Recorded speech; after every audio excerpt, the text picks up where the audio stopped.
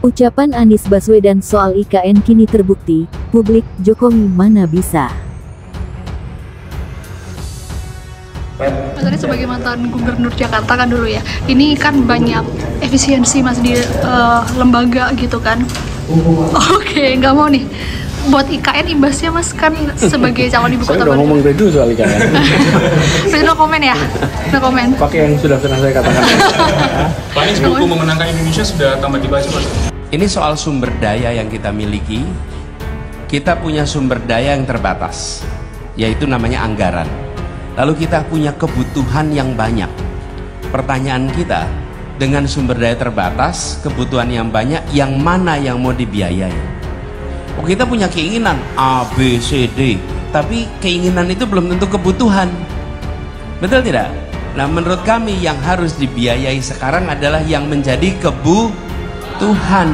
Pertanyaan kemudian, apakah membangun kota baru itu kebutuhan? Belum, itu keinginan iya, tapi kebutuhan tidak ada kebutuhan itu. Di sisi lain, bukan hanya masyarakat di luar Kalimantan, di Kalimantan sendiri ada kebutuhan membangun jalur transportasi antar kota se-Kalimantan. Ada kebutuhan memperbaiki sekolah-sekolah rusak se-Kalimantan. Ada kebutuhan membangun puskesmas di setiap desa dan kecamatan se-Kalimantan. Jadi dari Kalimantan sendiri itu banyak kebutuhan mendasar belum tercukupi. Apalagi bila kita masukkan yang di luar Kalimantan, di Nusa Tenggara masih banyak PR yang harus kita lakukan.